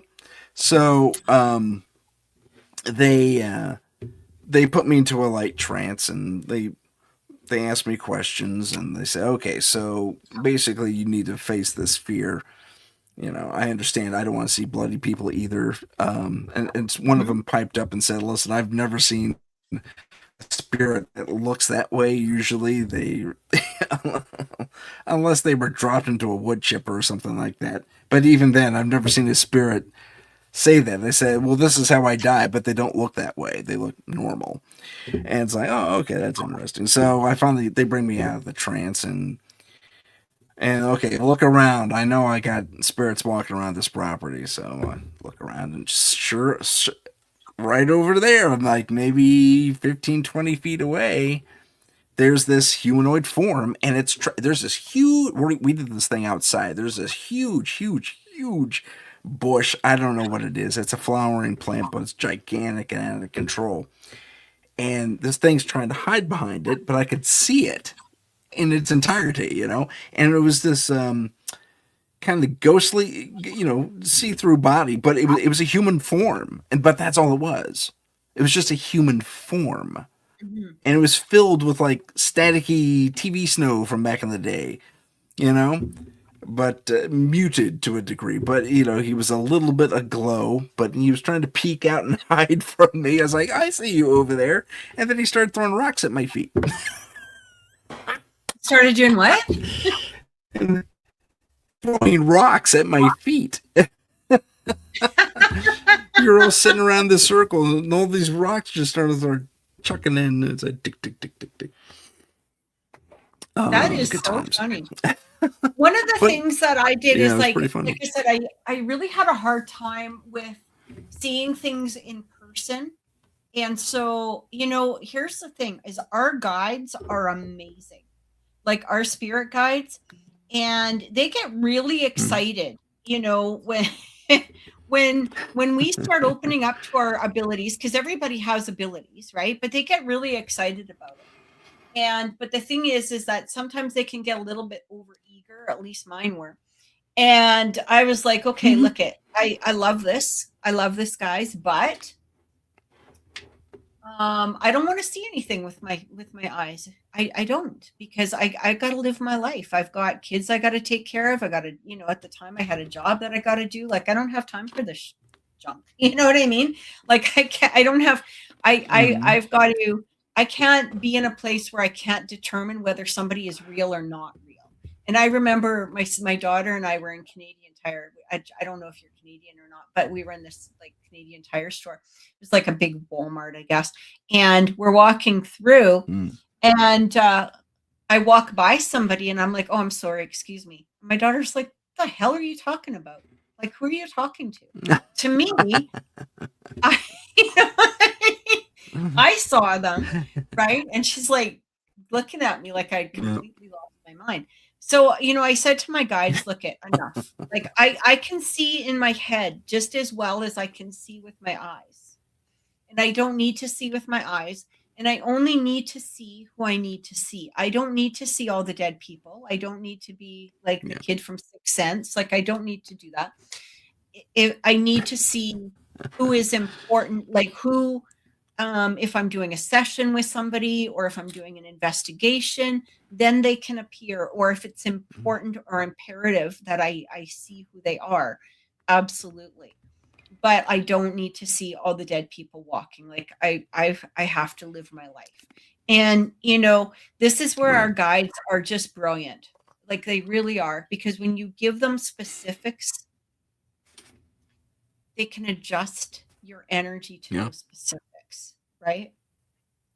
And so I recommend to everybody, start talking to your guides. Like if you want to learn something, or you got to remember, this is the amazing thing that I've learned about our guides too, is that let's say we've all got our own set of guides. Okay. And it can vary. It could be 1, 2, 3. It could be like a whole football team. It's really up to the individual as to how many we have, But the thing is that other guides do come in at various times throughout our life to help guide us. Okay. So let's say I need to do or learn something specific. Well, a guide will come in at that moment to help me for that particular, time period. But the amazing thing is too, is let's say I said, I want to learn the ukulele. And I love guides. I don't really want to learn the ukulele, by the way. I'm just saying that. but what they can do is they can actually expand themselves out to help find somebody who will teach me what it is that I need to learn or what it is that I need to develop. That's fantastic. So all we have to do is, again, I didn't just know that. ask our guides. What's that? I said I didn't know that before. That's fascinating. Well, if you've ever been in a place where, synchronicity really starts kicking in and you're like, wow, everything is so synchronistic. What do you think that is? Right? It's our guide. It's the universe. It's all adjusting to our personal energy. The reason that things have that ability to be synchronistic is because of the fact that we're open to the synchronicity, and where it's our guides that are bringing it towards us. So, okay, that's fantastic. I never really thought of it like that before. That's great. Yeah, it's kind of the supernatural or the paranormal or the metaphysical world is amazing and beautiful at the same. You know what I mean? Like it can truly be amazing and Yeah, beautiful. Right? Like it really is. We just got to be it truly is. Have yeah. mm, I missed that? I'm sorry. Oh, I just said it can be truly amazing and beautiful. That's all. That's what I was basically saying. Like the metaphysical world can Oh, be okay. absolutely amazing. Yeah. Gotcha. I did get that part. What was I gonna say? What was I gonna say? Oh, when you have okay, so you said at one point, and I don't know if you're still doing this, you're receiving some future or precognitive information. Um, what do you see for us as humans, like globally, in the next 5 years, if you have that ability? I have the ability, but I don't know how many people would like to hear it. Because no, well, the thing is, it can be very political and dividing. Oh, I And I, see. I see. yeah, and Okay. I I think tend that to like to keep politics out of my show. So. absolutely right. And I think that a lot Got of it. I think that we need to be more open to the metaphysical, or into, I guess, more of the spiritual right now. And I think that the stronger Mm, that we become within ourselves, let me just say this as a bit of guidance or future whatever. I feel like mm. humans are going to become very, very, very in tuned with themselves and in tuned with nature and in tuned with the environment, over the next, let's say, few years. I feel like the ones that are going Excellent. to be viewing things on a 3D only level are really going to struggle, and they're really going Okay. to maybe have a lot of difficulties.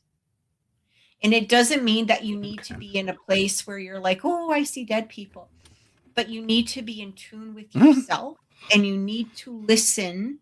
mm. You need to really, really listen to what your intuition is telling you, not the media, not the Yeah. influencers, not, whatever it is. You have to start listening to and hear.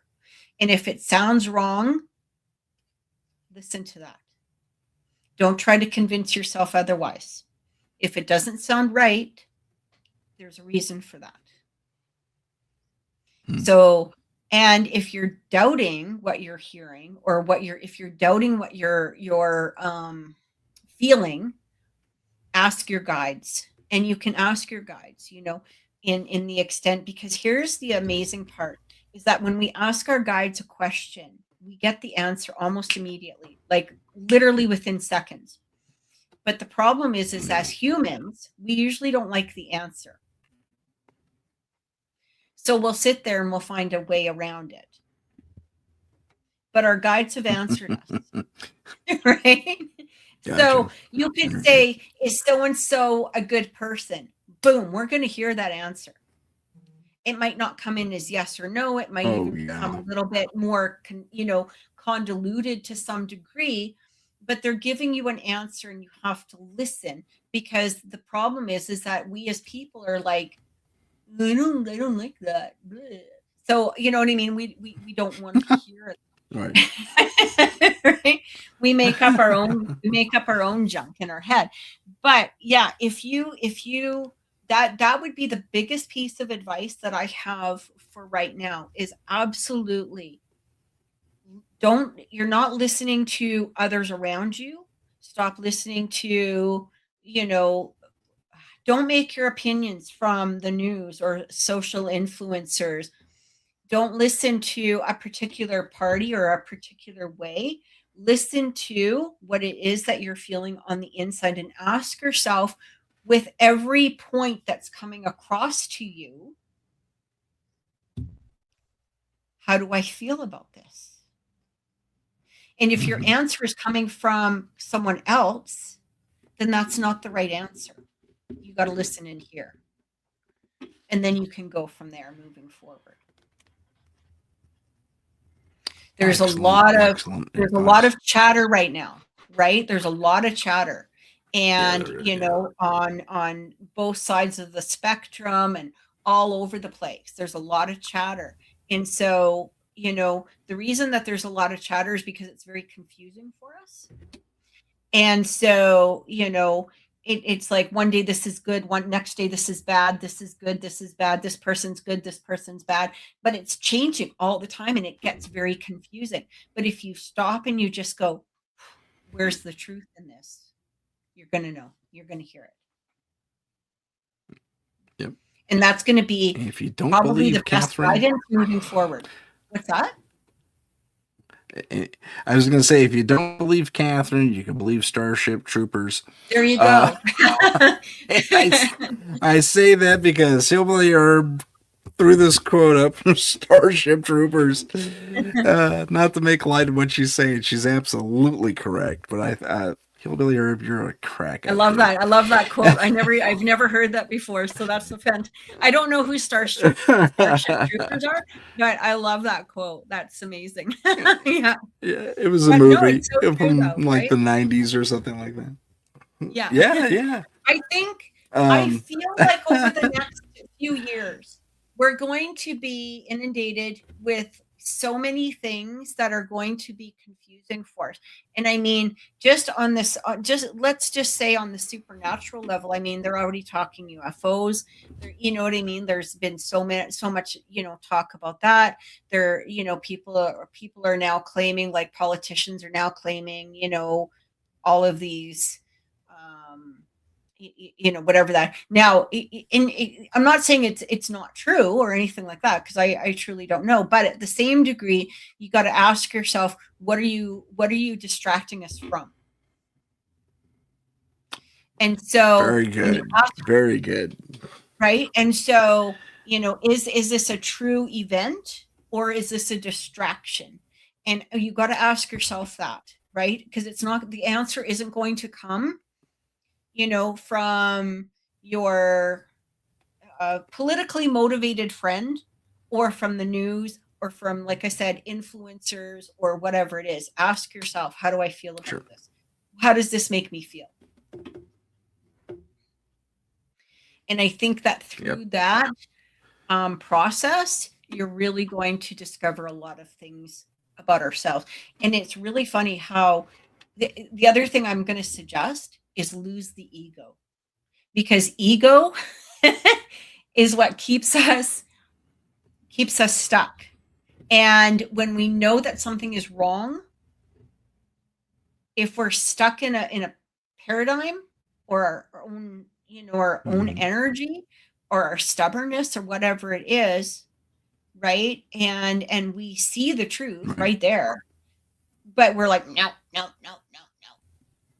That's basically not moving us forward. It's okay to let go of the beliefs of the media, and it's okay to let go of the beliefs of a lot of these influencers or whoever it is that you're, you know what I mean, that are basically trying to get you to think a particular way. So if you can let go, you hit the nail on the head with that. That's fantastic. Yeah, thank you. Yeah, it's it's not an easy process, right? But it's okay to say. Right. It's okay to say, I think I was wrong. And when you can do that, you've now opened yourself up to allow the truth to come in. However, whatever that truth is. I hear you. All right. That's good stuff. Catherine, thank you so much for being on the show with us. I would like you to inform our audience of where they can find you and or reach you or both. So the platform is yours. I'll give you a little close-up and everything. So you guys can reach out to me at www.oracleintuitions.com. I do personal readings there. I do 1 hour readings, half-hour readings. You can just check out my website. You can look me up on Facebook. I'm under Oracle Intuitions on Facebook. I'm also under Kathy Rogers on Facebook. If you want to just add me as a friend, go right ahead. And yeah, so one of the other things I do as well, besides doing readings, is I do resin art. I'm going to show you one thing before we go, because I know that you were talking about this, Tim, like on the show with Linda, and you guys were talking about Ouija boards. So I'm just going to show. You do Ouija board? Yeah. I make them. I sure do. Yeah. So this is just a sample. This has the amethyst in it. I use all kinds of different types of crystals. But yeah, so I do make these. This is something that you can contact me about if you're interested. I will let you know that when I do make my Ouija boards, I actually infuse them with like 432 hertz, just simply because I do try to keep them as spiritually clear as possible. Like I said, I work from a place of light, not the dark, right? And so everything that goes into the board is of the light. I guess that's the best way to say that. Thank you so much. I really appreciate that. Yeah. So like I said, they've got the amethyst, this one in particular, it's got the amethyst here, the amethyst here. They have the black velvet on the back. The planchette has crystals in it as well. And they do glow in the dark. So yeah, if you're interested, that's great. If you're interested, contact me, and I do ship internationally. So I can custom make however you would be interested in having one, and we can pretty much use just about any crystal that interests you. So yeah, absolutely.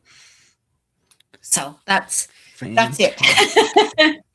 That's my spiel for myself. The pitch is over. Yeah. Commercial done. Catherine, once again, thank you. Right. Catherine, thank you once again for being on the show. Oh, you're so welcome. Thank you for having me. It was wonderful. Okay. It was wonderful for me too. Stick around after the show. We'll have a quick little goodbye. Everyone else, thank you so much for joining us. Thank you for watching, listening, and participating in the chat. My name's Tim Sedano. This is Paranormal Insight, and we'll see you next time. If you have a paranormal experience that you would like to discuss on the show, please email us at paranormal.insight.podcast@gmail.com. That's paranormal.insight.podcast@gmail.com.